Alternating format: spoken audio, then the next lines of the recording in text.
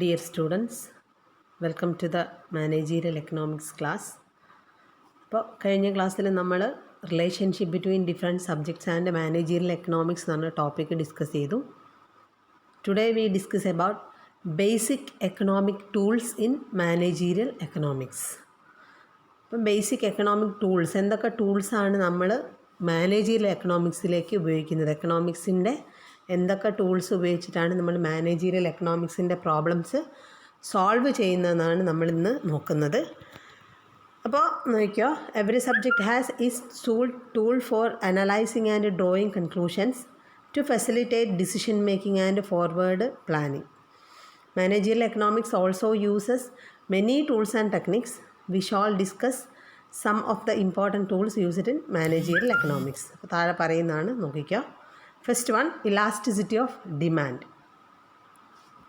We have seen that demand management is crucial in business to increase the volume of sales by increasing the demand for the product. The management should know the determinants of demand and elasticity of demand for the product.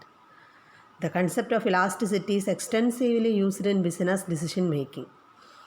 There are many products with inelastic demand or very low elasticity of demand. Such product can be priced very high. അപ്പോൾ elasticity of demand അതൊരു ടൂളാണ്, managerial എക്കണോമിക്സിൻ്റെ decision എടുക്കാനുള്ള ഒരു ടൂളാണ്. അപ്പോൾ എന്താണ് elasticity of demand എന്ന് പറഞ്ഞാൽ? ഡിമാൻഡ് മീൻസ് ഞാൻ പറഞ്ഞു, demand is the willingness to buy. നമുക്കൊരു സാധനം വാങ്ങാനുള്ള വില്ലിങ്നെസ് ആണ് എന്ത്, ഡിമാൻഡ് എന്ന് പറഞ്ഞാൽ. അപ്പോൾ elasticity of demand, elasticity means degree of responsiveness towards price. ഇപ്പോൾ നമ്മൾ പ്രൈസ് കൂടുമ്പോൾ നമ്മൾ ഡിമാൻഡിന് എന്താ സംഭവിക്കുന്നത്, പ്രൈസ് കുറയുമ്പോൾ നമ്മൾ ഡിമാൻഡിന് എന്താണ് സംഭവിക്കുന്നത്, അതാണെന്ത് ഇലാസ്റ്റിസിറ്റി ഓഫ് ഡിമാൻഡിൽ നമ്മൾ ഡിസ്കസ് ചെയ്യുന്നത്. അതായത് ഇപ്പോൾ എന്താ പറയുക, ഒരു പ്രോഡക്റ്റിൻ്റെ പ്രൈസ് കൂടുമ്പോൾ അതിൻ്റെ ഡിമാൻഡിന് കുറവാണ് സംഭവിക്കുന്നത്. അപ്പോൾ അവിടെ ഇലാസ്റ്റിസിറ്റി ചുരുങ്ങാണ്, മീൻസ് എന്താ പറയുക, കുറയുന്നു.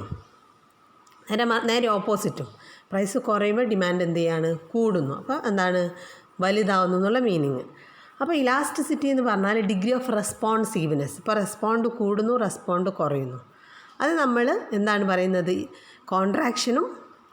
അത് നമ്മൾ കുറച്ച് കഴിഞ്ഞിട്ട് നമ്മൾ ഡിസ്കസ് ചെയ്യും, എന്താണ് ഇലാസ്റ്റിസിറ്റി ഓഫ് ഡിമാൻഡ് എന്നുള്ളത് നമ്മൾ പറയും.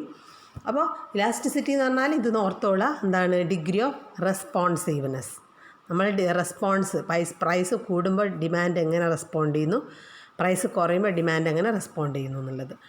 അപ്പോൾ management should know the determinants of demand and elasticity of demand. അപ്പോൾ മാനേജ്മെൻറ്റ് അറിഞ്ഞിരിക്കണം ഒരു പ്രോഡക്റ്റിന് ഡിമാൻഡ് ഡിറ്റർമിനൻസ് എന്തൊക്കെയാണ്.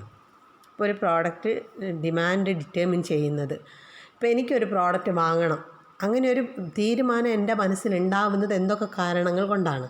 ഇപ്പോൾ ഒരു പ്രോഡക്റ്റ് ഒന്നുകിൽ എനിക്ക് പെന്ന് വേണമെന്നുണ്ടെങ്കിൽ ഞാനൊരു പഠിക്കുന്ന കുട്ടിയായിരിക്കണം, അല്ലെങ്കിൽ ഞാൻ വേറെ എന്തെങ്കിലും എനിക്ക് എഴുതാൻ ആവശ്യമുള്ളതായിരിക്കണം, വേണമല്ലോ. അപ്പോൾ എൻ്റെ ഡിമാൻഡ് ഉണ്ടാവാനുള്ള കാരണം, അതാണ് ഡിറ്റർമിനൻസ്. ദെൻ അതിൻ്റെ പ്രൈസ് നോക്കുക. അപ്പോൾ ഞാനത് വാങ്ങാൻ തീരുമാനിച്ചു. ഓക്കെ, നമ്മളെ എന്താ പറയുക, കൺസ്യൂമേഴ്സിൻ്റെ ഡിമാൻഡ് നോക്കണം, കൺസ്യൂമേഴ്സിൻ്റെ ടേസ്റ്റ് നോക്കണം. ഇപ്പോൾ ഞാൻ വാങ്ങാൻ നോക്കുമ്പോൾ അതിൻ്റെ പ്രൈസ് എന്താണെന്ന് നോക്കുമ്പോൾ അതിൻ്റെ ക്വാളിറ്റി നോക്കും, ഇതൊക്കെ നോക്കുമല്ലോ. അപ്പോൾ ഇതിനൊക്കെ ബേസ് ചെയ്തിട്ടാണ് നമ്മളൊരു പ്രോഡക്റ്റിൻ്റെ ഡിമാൻഡ് ഡിറ്റർമിൻ ചെയ്യുന്നത്. അപ്പോൾ ആ ഡിമാൻഡ് ഡിറ്റർമിൻ ചെയ്യുമ്പോൾ അത് ചിലപ്പോൾ എന്താവാം, മേ ബി ഇന്നിലാസ്റ്റിക് ആവാം, ഇലാസ്റ്റിക്കും ആവാം. ഈ ഇലാസ്റ്റിക് നമ്മൾ കുറച്ച് മുന്നോട്ട് ക്ലാസ്സിൽ പഠിക്കും. അപ്പോൾ നിങ്ങളിത് ഓർത്തോളാം, ഇലാസ്റ്റിസിറ്റി ഓഫ് ഡിമാൻഡ് എന്ന് പറഞ്ഞാൽ ഡിഗ്രി ഓഫ് റെസ്പോൺസീവ്നെസ് ടുവാർഡ്സ് പ്രൈസാണ്. പ്രൈസിനെ ബേസ് ചെയ്തിട്ട് ഡിമാൻഡിൻ്റെ വലുതാവുന്നതും ചെറുതാവുന്നതും. Okay, next, opportunity cost. Yes, this is the important thing. Opportunity cost എന്ന് പറഞ്ഞാൽ is extensively used in business decision making. Opportunity cost is the cost seen in terms of the opportunity foregone. Decision making involves accepting a course of action and rejecting other alternatives. For instance, take the case of capital budgeting. A firm has a limited amount available for investment in new projects. Since all decision making involves accepting and rejecting from among alternatives, opportunity cost becomes an important tool. ഇപ്പോൾ opportunity cost എന്താണ്? ഇപ്പോൾ ഇവിടെ പറയുന്നുണ്ട്, opportunity cost എന്ന് പറഞ്ഞാൽ forgone ആണ്. Forgone അതായത് നമ്മളൊന്ന് ആക്സെപ്റ്റ് ചെയ്യുന്നു, ഒന്ന് റിജക്റ്റ് ചെയ്യുന്നു. അപ്പോൾ നമ്മൾ ഒരു സിമ്പിൾ ടേം പറയുകയാണെങ്കിൽ ഓപ്പർച്യൂണിറ്റി കോസ്റ്റിന് next best alternative. The next best alternative എന്ന് പറഞ്ഞാൽ അടുത്ത നല്ല ചോയ്സ്. ഇപ്പോൾ നിങ്ങളിപ്പോൾ ഈ സലഫി അല്ലെങ്കിൽ AVH കോളേജിൽ നിങ്ങൾ ചേർന്നല്ലോ. അപ്പോൾ നിങ്ങൾ ഇവിടെ ചേർന്നിട്ടില്ലായിരുന്നെങ്കിൽ നിങ്ങളുടെ സെക്കൻഡ് ഓപ്ഷൻ എന്തായിരുന്നു? ഇപ്പം നിങ്ങൾ സലഫിയിൽ ചേർന്നിട്ടില്ലെങ്കിൽ നിങ്ങൾ MHESലോ അല്ലെങ്കിൽ വേറെ ഏതെങ്കിലും കോളേജിലോ നിങ്ങൾ ചേർന്നേനെ. അപ്പോൾ ആ രണ്ടാമത്തെ നിങ്ങൾ സാക്രിഫൈസ് ചെയ്ത ആ രണ്ടാമത്തെ ഇല്ല, അവിടെ ചേരാണ്ടാണ് നിങ്ങൾ എവിടെ വന്നത്? ഇവിടെ വന്ന് നിങ്ങളുടെ മുന്നിൽ 2 ഓപ്ഷൻസ് ഉണ്ടായിരുന്നു. MHES ഉണ്ടായിരുന്നു, സലഫി ഉണ്ടായിരുന്നു. അപ്പോൾ നിങ്ങൾ MHESൽ പോകാതെ എങ്ങോട്ടേക്ക് വന്നു? സലഫിയിലേക്ക് വന്നു ആണല്ലോ. അപ്പോൾ നിങ്ങൾ അവിടെ സെലക്ട് ചെയ്യാണ്ട് എവിടെ സെലക്ട് ചെയ്തു? ഇവിടെ സെലക്ട് ചെയ്തു. അപ്പോൾ നിങ്ങളൊന്ന് സാക്രിഫൈസ് ചെയ്തില്ലേ?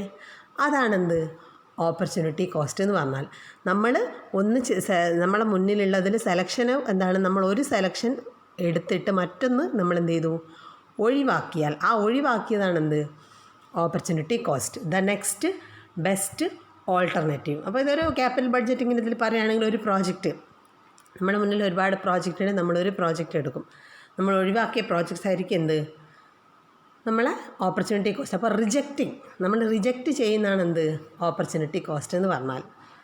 Then next one marginal principle. The concept marginal or incremental is very important in economics and managerial economics. Marginal cost and marginal revenue are crucial in price decision.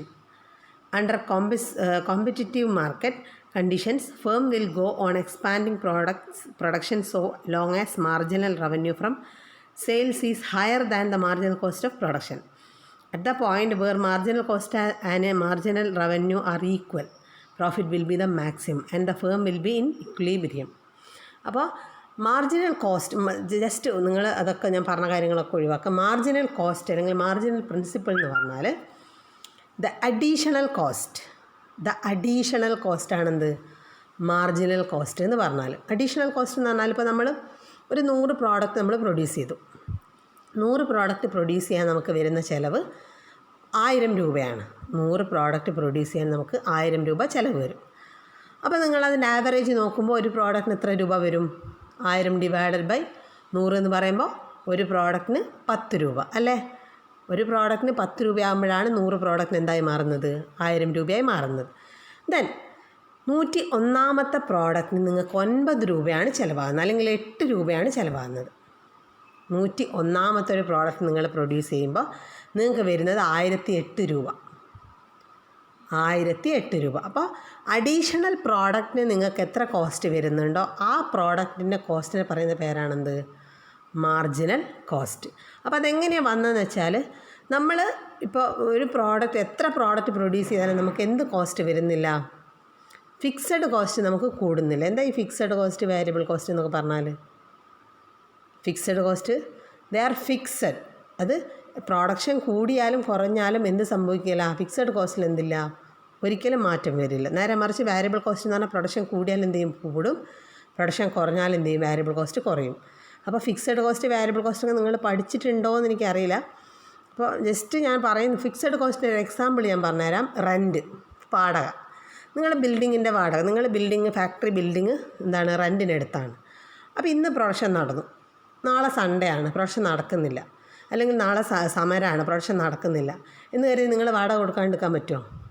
ഇല്ലല്ലോ. അപ്പോൾ എന്താണ്? നമ്മുടെ പ്രൊഡക്ഷൻ ഉണ്ടെങ്കിലും ഇല്ലെങ്കിലും നമ്മൾ എന്ത് കൊടുത്തിരിക്കണം?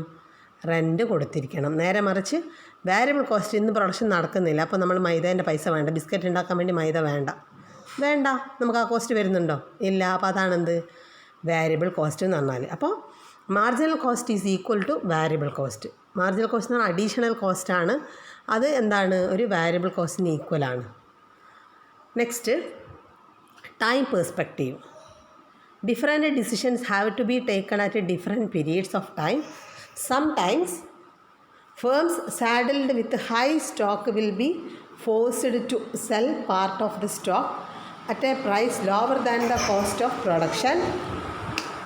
This is a crisis management decision which is sensible in the short run, but a policy of selling at a price lower than cost cannot be taken for the long run.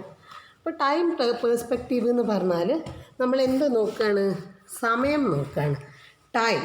Time എന്ന് പറഞ്ഞാൽ എന്തായിരിക്കും, അതായത് ചില സമയത്ത് നമ്മൾ എന്താണ് എന്താ പറയുക, സ്റ്റോക്ക് സൂക്ഷിച്ച് വെക്കും. അതായത് നമ്മളെ കയ്യിലുണ്ടായിരിക്കേണ്ട സമയം, ലോങ് റണ്ണ് ഷോർട്ട് റണ്ണ്. ചിലത് നമ്മളെ കയ്യിൽ ഒരുപാട് സമയം നമ്മൾ വെക്കേണ്ടി വരും, ചിലത് എന്തായിരിക്കും നേരെ കുറവ് സമയം നമ്മളെ കയ്യിൽ വെച്ചാൽ മതി. അപ്പോൾ എന്താണ്, selling at lower price than cost cannot be taken for the long run. അപ്പോൾ ഷോർട്ട് റൺ പ്രൊഡക്ഷനും ലോങ് റൺ പ്രൊഡക്ഷൻ എന്താണെന്നുള്ളത് നിങ്ങൾ കുറച്ച് മുന്നേ വരുന്ന ക്ലാസ്സിൽ നിങ്ങൾ പഠിക്കും. അപ്പോൾ അടുത്തത് ഡിസ്കൗണ്ടിങ് എന്ന് പറഞ്ഞാൽ firms produces four selling at A future date. Therefore, the costs are incurred at the time of production, but the cash flows from the sale will happen only at a future date. Therefore, it is important to calculate the present value of future cash flows. For this, the principle of discounting is used. Discounting എന്ന് പറഞ്ഞാൽ നമ്മളെ ക്യാഷിൻ്റെ value, ഇന്ന് 10 രൂപയ്ക്ക് കിട്ടുന്ന ഒരു സാധനം ഫ്യൂച്ചറിൽ നമുക്ക് 10 രൂപയ്ക്ക് കിട്ടുമോ? അല്ലെങ്കിൽ നിങ്ങൾ 2 വർഷം മുൻപേ 10 രൂപയ്ക്ക് വാങ്ങിയ ഒരു പെന്നിന് ഇന്ന് എത്രയായിട്ടുണ്ടാവും? അത് 12 രൂപയെ ഉണ്ടാവുമല്ലോ. അപ്പോൾ അതാണ് എന്താ പറയുക, ഡിസ്കൗണ്ടിങ് പറഞ്ഞാൽ പ്രൈസിൻ്റെ വാല്യൂ, എമൗണ്ട്, നമ്മൾ വാല്യൂ ഓഫ് ദ മണി എന്ത് ചെയ്യുന്നുണ്ട്, കൂടുന്നുണ്ട്. മണി കൂടുന്നുണ്ട്, പക്ഷേ വാല്യൂ ഓഫ് ദ മണി എന്താ സംഭവിക്കുന്നത്, ഡിക്രീസാണ് ചെയ്യുന്നത്. അപ്പോൾ നമ്മൾ ഇന്ന് സെയിൽ ചെയ്ത സാധനത്തിൻ്റെ പ്രൈസ് ഫ്യൂച്ചറിലാണ് കിട്ടുന്നത് എങ്കിൽ ആ ഫ്യൂച്ചറിൽ നമുക്ക് ഇപ്പോഴത്തെ വില കിട്ടിയാൽ പോരാ, എന്ത് ചെയ്യണം, അതിലും കൂടുതൽ കിട്ടണം. അതാണ് പറയുന്നത് ഡിസ്കൗണ്ടിങ് എന്ന് പറയുന്നത്. അപ്പോൾ അഥവാ ഈ ക്ലാസ് നിങ്ങൾ നല്ലോണം കേട്ട് നോക്കുക. എന്തെങ്കിലും ഡൗട്ട് ഉണ്ടെങ്കിൽ എന്നോട് ചോദിക്കുക, ഞാൻ ക്ലിയർ ചെയ്ത് തരും. അപ്പോൾ ചെറിയൊരു പ്രശ്നം വന്നതുകൊണ്ടാണ് കുറച്ച് എന്താ പറയുക ഇൻഫർമേഷൻസ് കുറഞ്ഞു പോയത്. അപ്പോൾ നിങ്ങൾ എന്തെങ്കിലും ഡൗട്ട് ഉണ്ടെങ്കിൽ എന്നെ വിളിക്കുക കേട്ടോ. Thank you.